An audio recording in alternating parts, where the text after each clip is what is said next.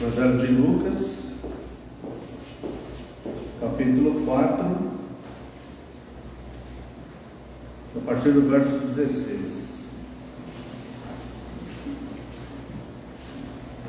Veremos até o verso 30. Todos acharam? Lucas 4,16. Indo para Nazaré, onde fora criado, entrou num sábado na sinagoga, segundo o seu costume, e levantou-se para ler.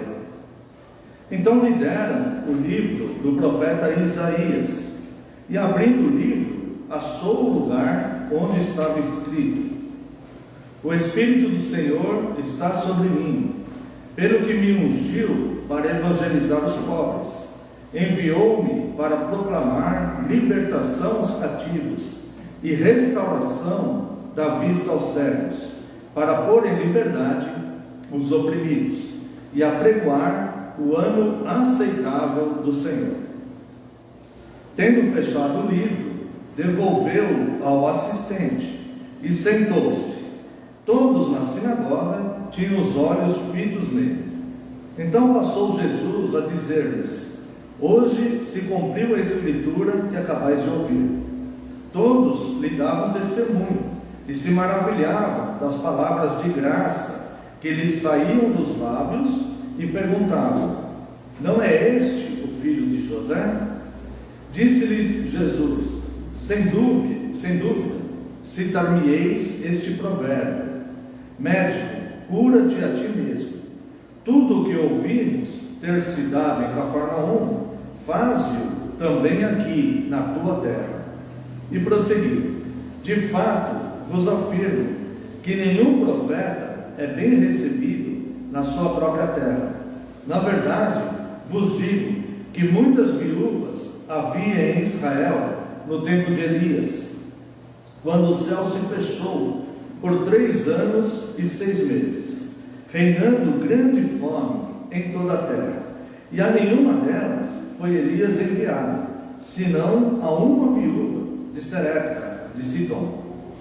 Havia também muitos leprosos em Israel nos dias do profeta Eliseu, e nenhum deles foi purificado, senão Naamã, o sírio.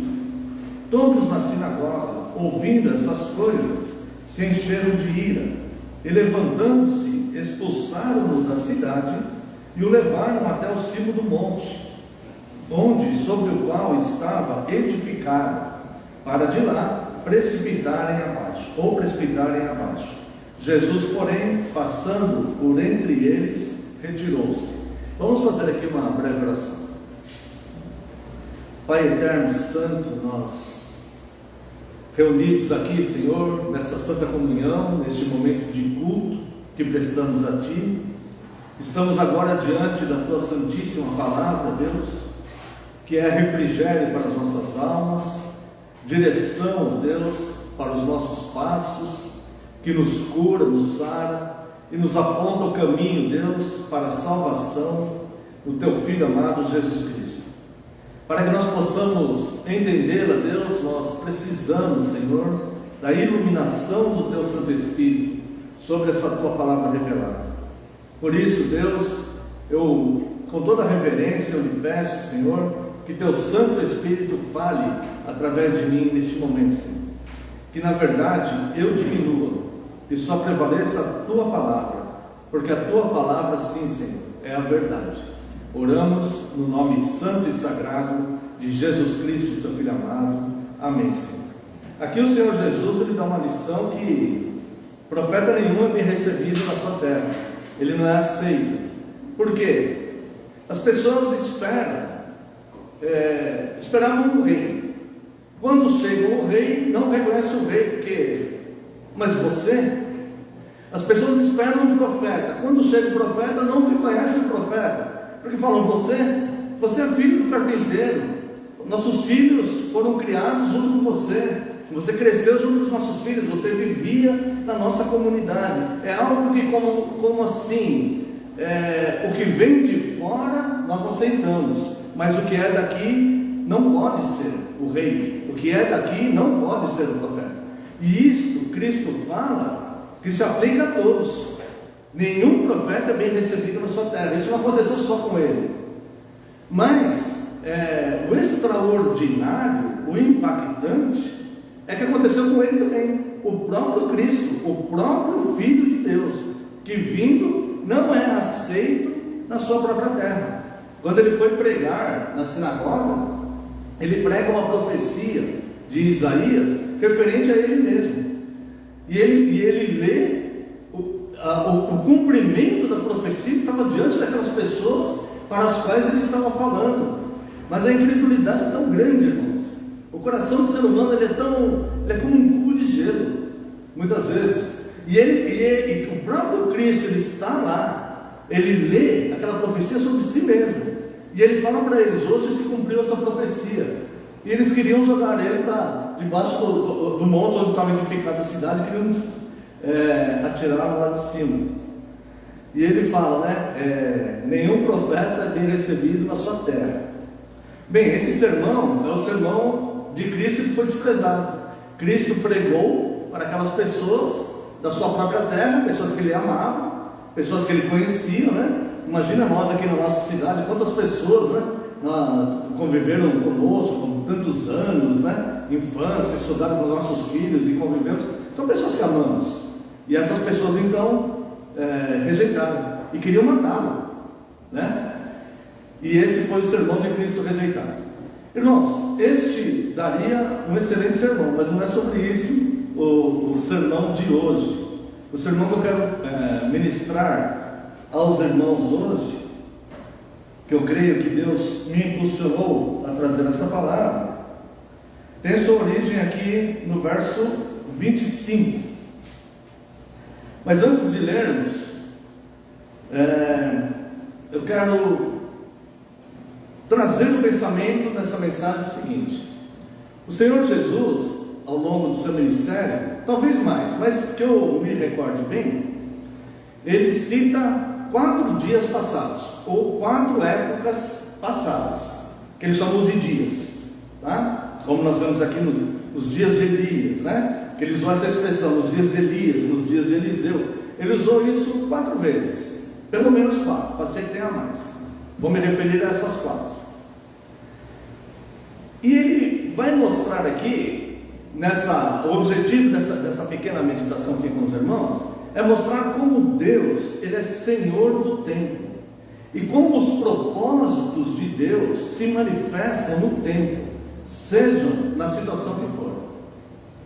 Por exemplo, para que fique mais claro, se nós pensarmos no último ano, hoje é dia 30 de janeiro, né? Se nós pensarmos em 30 de janeiro de 2021 para cá, quantos dias você lembra? Não precisa responder, só pensa. Quantos dias você lembra do dia 30 de janeiro de 2021 para hoje? Quantos dias você lembra? Quantos domingos você esteve aqui? Quantos você não esteve? O que aconteceu na sua vida? Talvez você vá lembrar mais de dias tristes, de dias alegres, dias festivos. Esses dias talvez tenham marcado mais você ao longo deste ano. Mas eu quero dizer que em todos os 365 dias, desde o dia 30 de janeiro do ano passado para hoje, a providência de Deus esteve presente no mundo e na sua vida. Eu quero dizer que o juízo de Deus esteve presente no mundo e nas nossas vidas. E o controle e ação de Deus esteve presente no mundo e nas nossas vidas. Talvez nós lembremos de dias muito alegres, talvez nós lembremos de dias muito, muito tristes, né? Que infelizmente todos estamos passando em função dessa pandemia e outras situações, mas talvez nós tenhamos esquecido quanta providência de Deus nos últimos 365 dias. Talvez hoje ao amanhecer vimos chuva e poderíamos ter pensado assim: hoje eu vou no culto, está muita chuva, esquecendo totalmente a providência de Deus sobre as nossas vidas nos últimos 365 dias. O que eu quero dizer é que essa providência de Deus sobre a sua vida é algo que Cristo, ele não tira a mão, Deus não tira a mão, porque Deus, ele é o Deus provedor. Mesmo que ele conheça plenamente o teu coração, e mesmo que ele conheça plenamente plenamente o meu coração, mesmo que no coração de alguém no mundo ele encontre negligência ou ingratidão, a providência dele ainda continua sendo uma mercê na vida dessa pessoa. O profeta Jeremias, ele diz no livro de Lamentações que as misericórdias do Senhor são a causa de não sermos consumidos. Então a providência de Deus, ela esteve presente não só no último ano. Eu não sei a tua idade, mas desde o dia em que você foi gerado, desde o dia que você foi concebido, desde a eternidade, se você for no eleito de Deus, quando o teu nome foi escrito no livro da vida, nós já podemos ver a providência de Deus sobre a tua vida. Então, se nós pensarmos com um pouco mais de carinho nessa situação, Deus vai se tornar o elemento principal da vida de qualquer pessoa. Ou seja, aquilo que de fato não posso negligenciar de jeito nenhum, aquilo que de fato não posso alimentar no meu coração em gratidão de jeito nenhum, é aquilo que de fato eu não posso nem deixar passar pela minha mente a possibilidade de eu querer me afastar dele ou viver contrário a ele, porque ele de fato é o Deus provedor que tem cuidado de todas as coisas, e se aqui estamos de fato é por misericórdia pura. Então Jesus ele cita aqui quatro eras, 4 situações do passado que ele chama de dias. E eu quero analisar com os irmãos a grandeza de Deus nisso aqui. Como Deus controla as coisas, como Deus conduz a história, como Deus está presente, como nós não precisamos temer adversidades. Nós não precisamos temer o que vamos almoçar, o que vamos vestir. Nós não precisamos temer o que será o dia de amanhã. Porque a providência de Deus, ela vai se concretizar no dia de amanhã, nas nossas vidas. Olha só, aqui no verso 25 e 26. Na verdade vos digo que muitas viúvas havia em Israel no tempo de Elias, quando o céu se fechou por 3 anos e 6 meses, reinando grande fome em toda a terra. Haviam muitas viúvas em Israel, e a nenhuma delas Elias foi enviado, a nenhuma daquelas viúvas. Mas Deus enviou Elias para uma viúva estrangeira, uma mulher de Sarepta, que era uma cidade que ficava entre a cidade imoral de Tiro e a cidade imoral de Sidom. Cidades que viviam totalmente no paganismo, na imoralidade, na idolatria. E o Senhor Deus envia Elias para Sarepta. Ali havia uma viúva, mas havia muitas outras viúvas em Israel. Por que será que o Senhor Jesus está levantando esse fato? Eu convido você a analisar comigo aqui, o primeiro livro dos Reis, capítulo 17.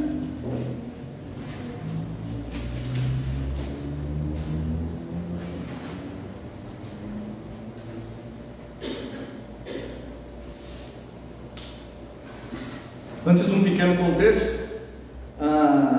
A terra estava passando por uma fome, toda a terra, por uma fome, por causa da própria palavra do Elias, que chega para o rei Acabe e fala: durante 3 anos haverá fome na terra, não vai chover. Ele fala: durante 3 anos não vai chover na terra. E esse estio, essa seca, provocou a fome na terra.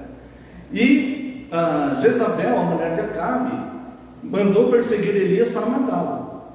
E numa providência de livramento para Elias, Deus envia Elias para uma viúva na cidade de Sarepta. Convido vocês aqui no verso 17, ao capítulo 17 de 1 Reis, verso 17. Depois disso, adoeceu o filho da mulher, da dona da casa, e a sua doença se agravou, tanto que ele morreu. Então disse ela a Elias: que fiz eu, ó homem de Deus? Vieste a mim para trazeres à memória a minha iniquidade e matares o meu filho? Como? Elias não conhecia essa viúva.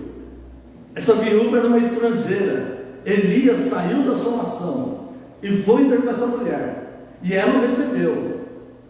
E quando vem essa adversidade, olha como Deus age. O filho dela adoeceu. adoeceu tanto que morreu. E essa mulher, então, ela faz uma referência aqui a uma vida de pecados. Ela vai reconhecendo Elias como um enviado de Deus, como nós vamos ver aqui no final, que ela confirma isso. Ela vai reconhecendo isso. Mas aí ela relaciona aquela doença que aconteceu com o filho dela a uma vida dela de pecados no passado, que a Bíblia não diz claramente quais são esses pecados. Aliás, não diz, né? Mas olha só. Então disse ela a Elias, verso 18: que fiz eu, homem de Deus? Vieste a mim para trazeres à memória a minha iniquidade e matares o meu filho? Ou seja, o que aconteceu naquela situação foi vir à memória dela a própria iniquidade dela. Então aqui ela começa a reconhecer que ela era uma pecadora. Ela começa a reconhecer aqui que os atos dela, que ela provocou, que nós não sabemos quais eram, mas mereciam punição. Quem sabe esse filho era filho de um adultério? Nós não sabemos, a Bíblia não diz, não sabemos. Mas seja lá o que for, veio à memória dela isso, e ela relacionou aquilo como uma punição ao seu próprio passado, ao seu próprio pecado. E ela então se derrama diante de Elias. Verso 19: ele lhe disse: dá-me o teu filho. Tomou-o dos braços dela e o levou para cima ao quarto, onde ele mesmo se hospedava, e o deitou em sua cama. Então clamou ao Senhor e disse: ó Senhor, meu Deus, também até esta viúva com quem me hospedo afligiste, matando-lhe o filho? E estendendo-se 3 vezes sobre o menino, clamou ao Senhor e disse: ó Senhor meu Deus, rogo-te que faças a alma deste menino tornar a entrar nele.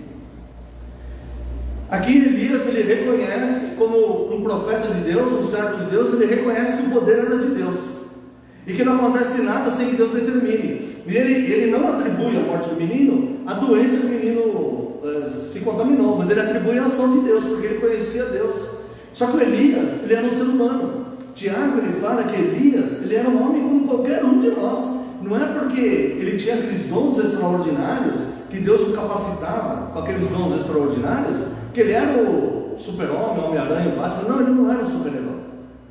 Como Tiago diz, na palavra inspirada pelo Espírito Santo, Elias, ele era um homem como um de nós, exposto às mesmas tentações, aos mesmos sentimentos, às mesmas paixões.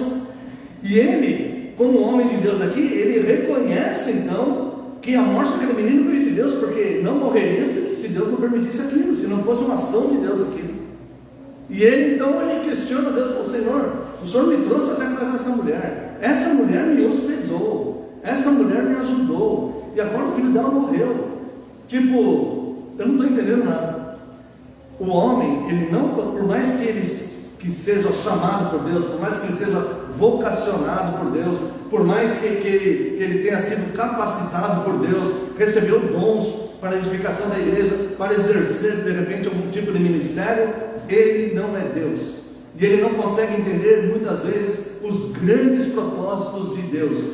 Quem é o provedor na nossa vida não são os homens que nós consideramos grandes, por serem religiosos, ou sábios, ou conhecedores das Escrituras, ou por manifestarem dons.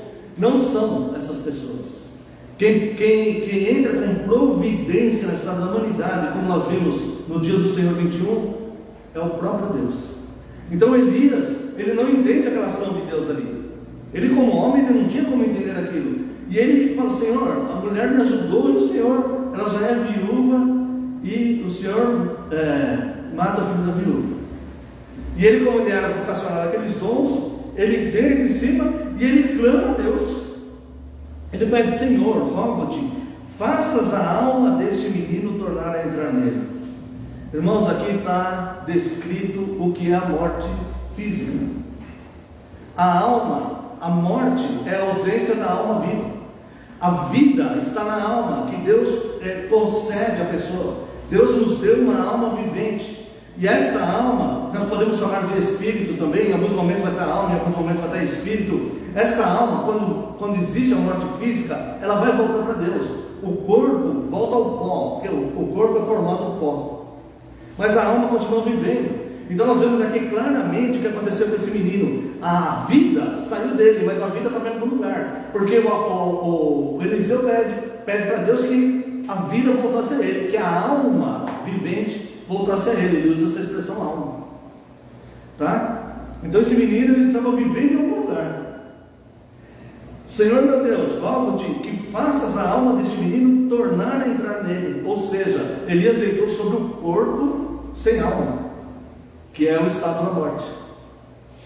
A alma continua viva, consciente em algum lugar. Esse é o verdadeiro ensino bíblico. E Elias então, ele ora, e nós vemos aqui no verso 22, o Senhor atendeu a voz de Elias, e a alma do menino tornou a entrar nele, e reviveu. Aí o menino reviveu, porque a alma voltou. Então Elias tomou o menino e o trouxe do quarto à casa, e o deu à sua mãe e lhe disse: vê, teu filho vive. Entre o verso 22 e o verso 23, quando Elias sobe para o quarto, o que aquela mulher ficou fazendo? O que ficaria fazendo uma pessoa que ela é confrontada ou atingida por uma dor aguda, inexplicável, indizível, insuportável? Talvez ela estivesse desejando a própria morte ali. Só que uma pessoa passando por essa dor aguda, que relacionou este fato que causou a dor aguda ao seu próprio pecado.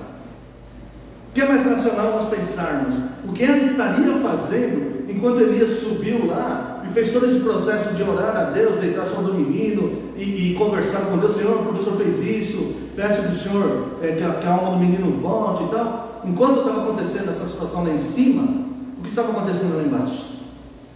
Aquela mulher com aquele coração destruído, com um sentimento de culpa pavoroso, porque ela estava relacionando a morte do menino ao seu próprio pecado, como nós vimos aqui.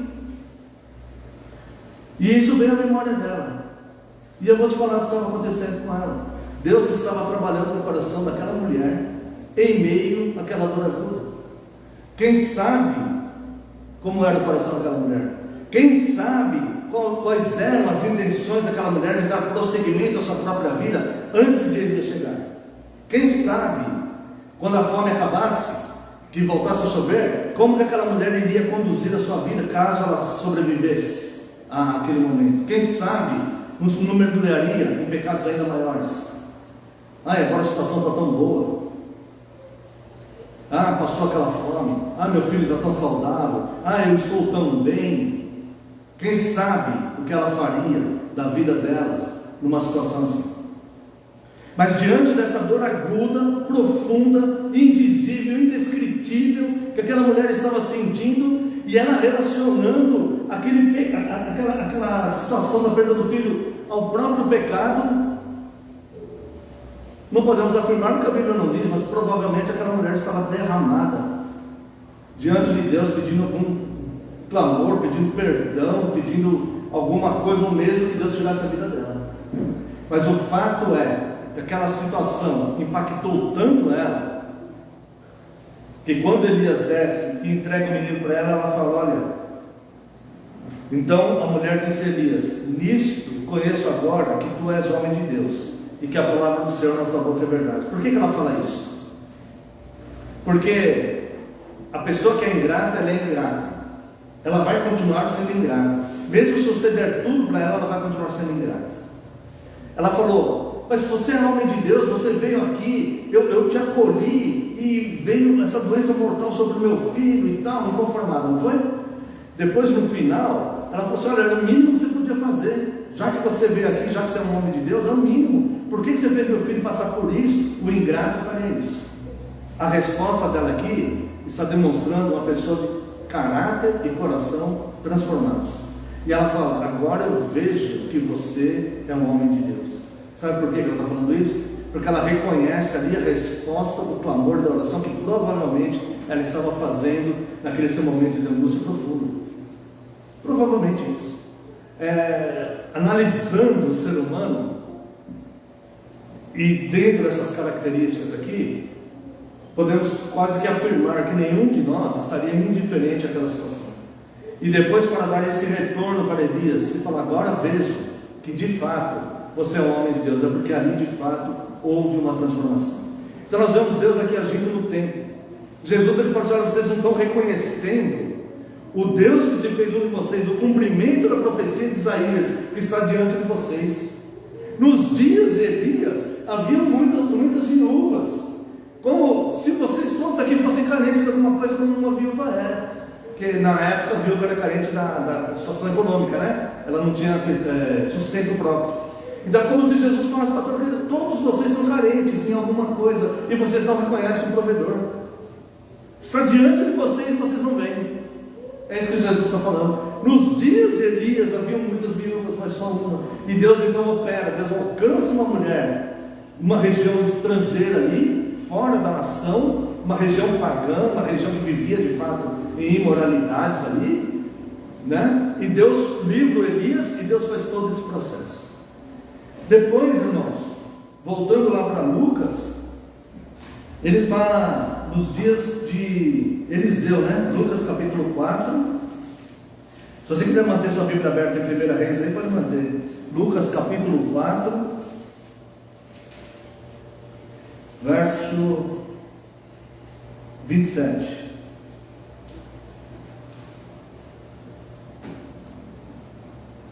Havia também muitos leprosos em Israel, nos dias do profeta Eliseu, e nenhum deles foi purificado, senão Naamã, o sírio.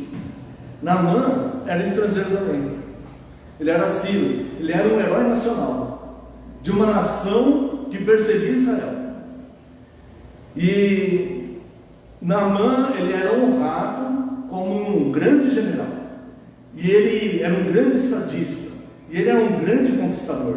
E quando ele vinha das suas conquistas, ele desfilava em praça pública, e as pessoas aplaudiam e gritavam o nome dele. Ele era um verdadeiro herói nacional. Só que ele desfilava em praça pública de armadura. Ninguém via Naamã sem a armadura dele. Ninguém viu o rosto de Naamã.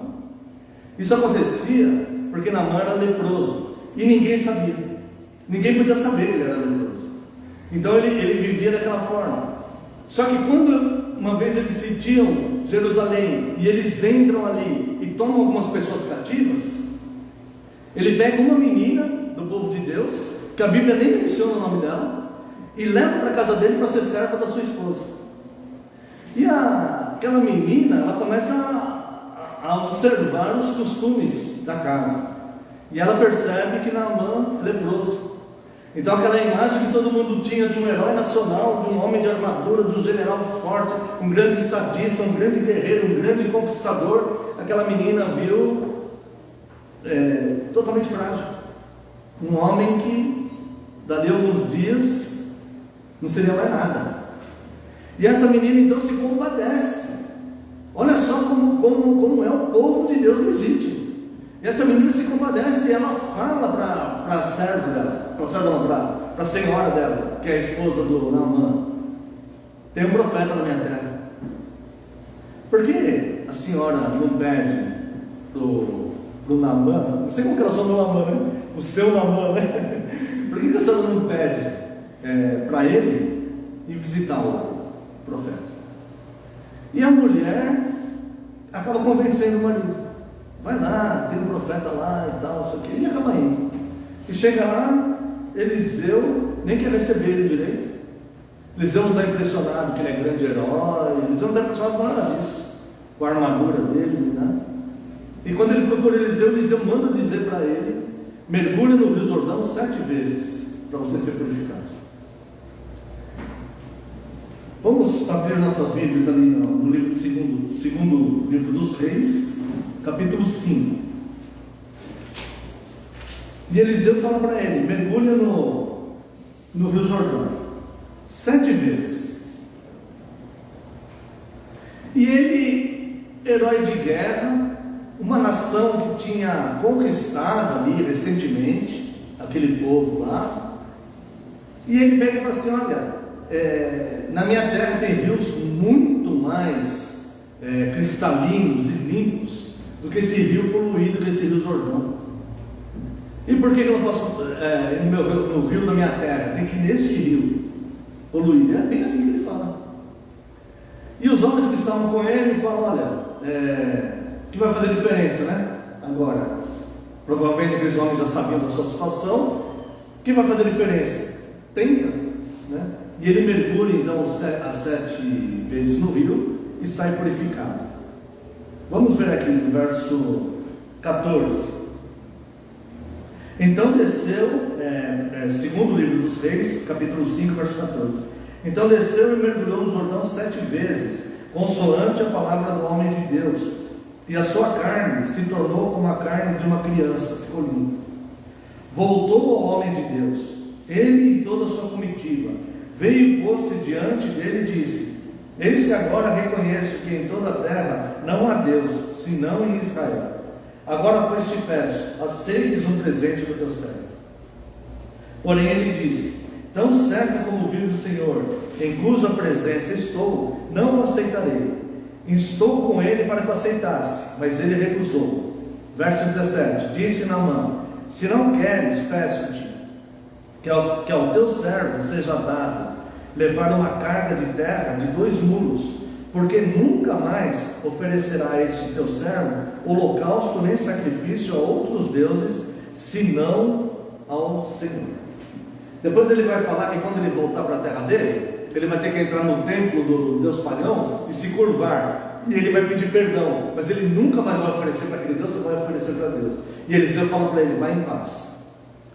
O que acontece aqui que Jesus está falando? Haviam muitos leprosos em Israel, mas Eliseu, quem foi alcançado foi o Ciro, um homem de outra nacionalidade, de outra terra. Ciro, ele não foi purificado apenas fisicamente da sua carne, ele foi purificado no seu espírito, no seu coração. Era propósito de Deus alcançar aquele homem estrangeiro. Então Deus age dentro do tempo, cumprindo os seus propósitos, de forma que as pessoas, nem mesmo os servos de Deus, possam entender claramente esses propósitos de Deus. O que será que pensou aquela menina quando ela foi levada cativa? E ela acabou sendo instrumento, né, da purificação de um homem. Convido os irmãos a voltar ao Evangelho de Lucas, mas dessa vez no capítulo 17. Lucas capítulo 17.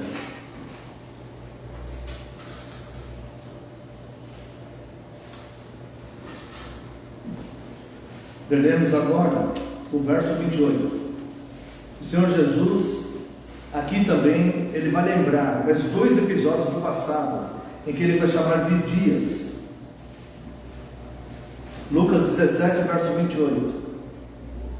O mesmo aconteceu nos dias de Ló. Comiam, bebiam, compravam, vendiam, plantavam e edificavam. Mas no dia em que Ló saiu de Sodoma, choveu do céu fogo e enxofre e destruiu a todos. No episódio de Elias, Deus protege Elias e salva a mulher.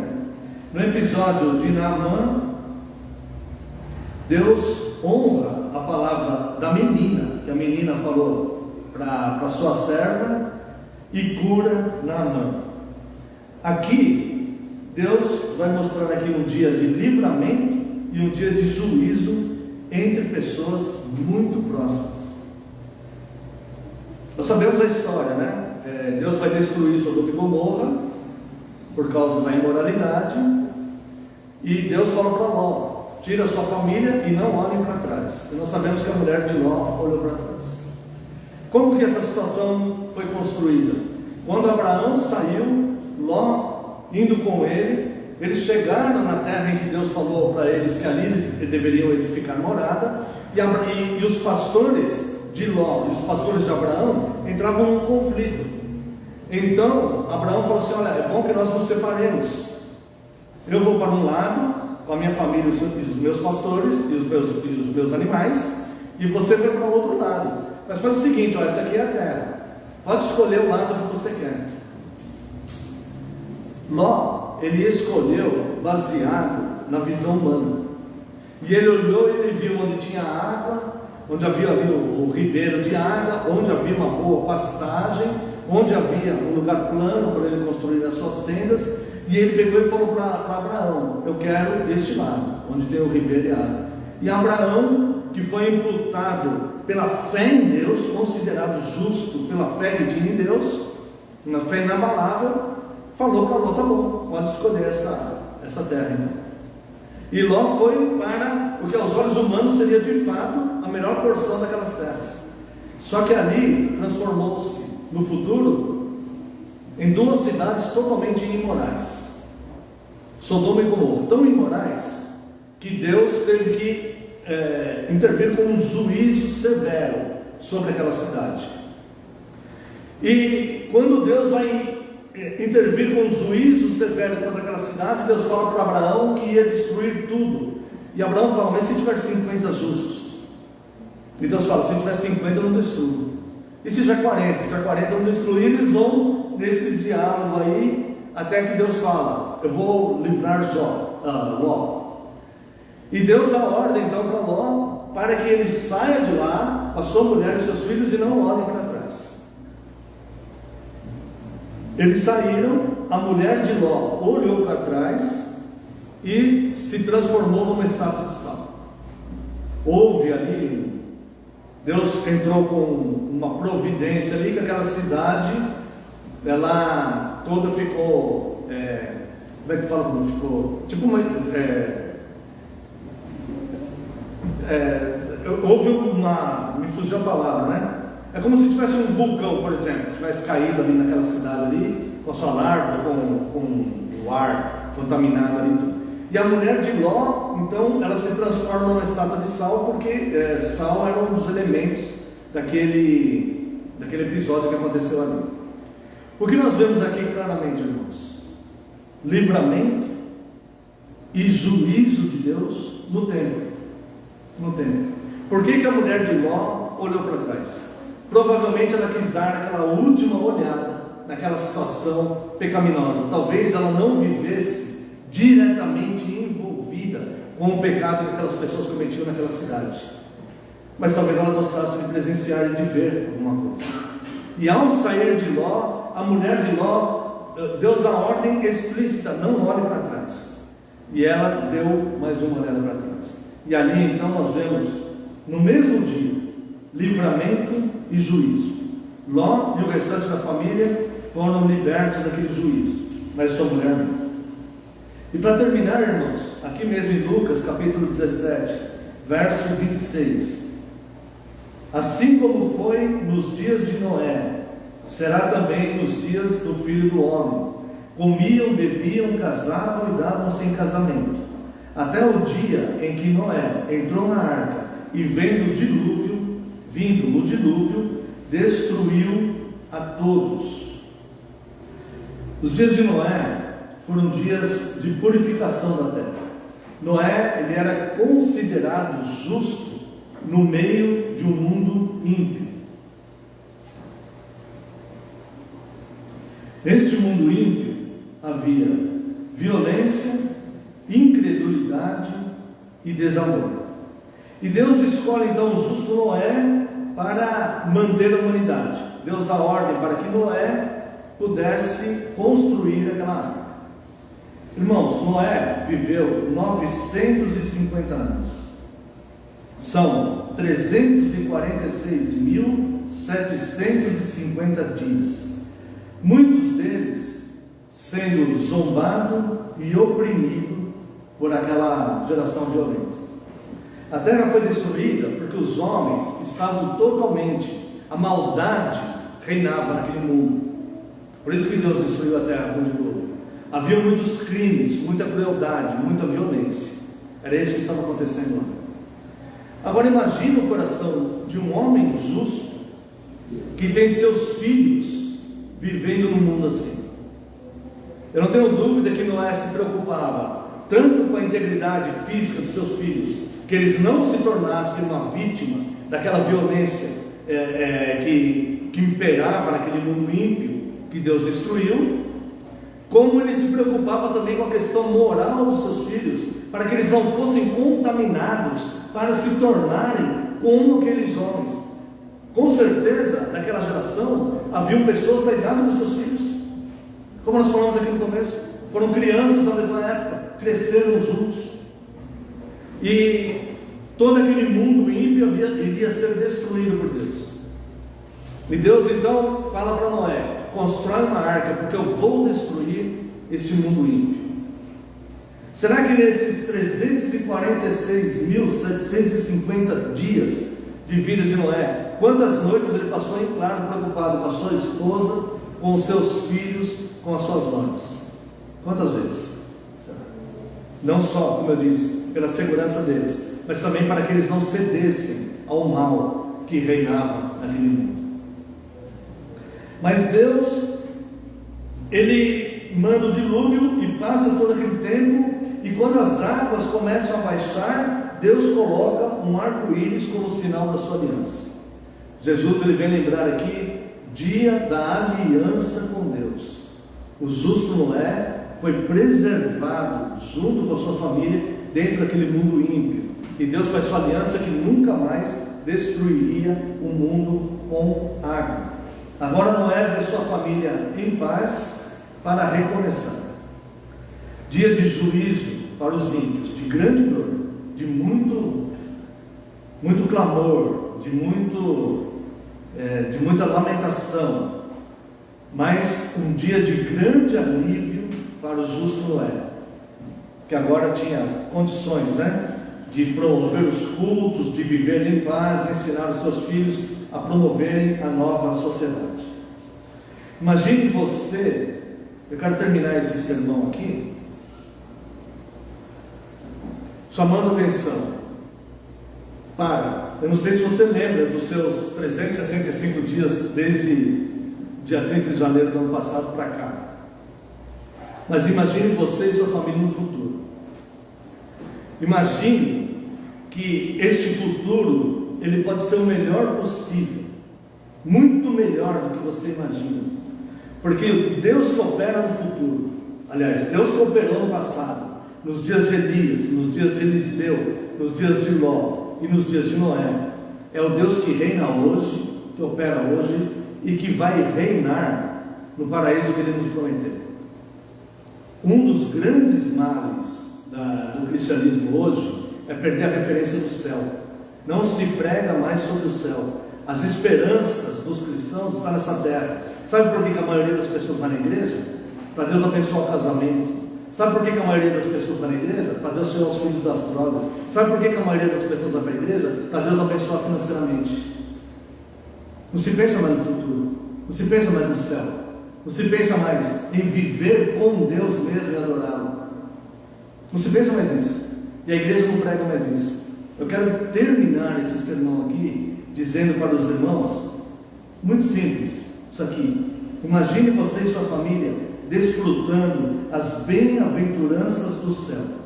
As bem-aventuranças, onde você vai sentir o mesmo alívio que Noé sentiu quando desceu da arca. Agora não tem mais ninguém que vai fazer mal para os meus filhos. Meus filhos podem andar por aqui despreocupadamente. Agora nós vamos formar um verdadeiro culto, nós vamos viver. Essa era a intenção de Noé na nova sociedade. É claro que aquilo era imperfeito, porque eles ainda eram imperfeitos. Nós estaremos com o corpo glorificado, viveremos um paraíso não só de delícias, mas de paz interminente, onde as duas crianças que temos aqui, poderão correr, brincar, desfrutar sem perigo nenhum de nada. Nós não podemos perder a visão do céu. O mesmo Deus que opera no tempo é o Deus que prometeu nos preparar morada. Então eu quero fazer um convite para você: mantenha-se justo em meio a uma geração perversa, em meio a um mundo ímpio no qual nós vivemos, e somos influenciados toda hora por este mundo ímpio, com propostas de imoralidades, de ganhos ilícitos, e de levar vantagens, e de viver em desonra à palavra de Deus, de forma contrária aos mandamentos de Deus. Todos os dias nós recebemos propostas para essas coisas. Eu quero te fazer um convite: mantenha-se fiel, para o dia do Senhor. Gostaria que nós pudéssemos louvar a Deus com o Salmo 21 em resposta a este culto, a esse essa mensagem. Mesmo assentado, irmãos,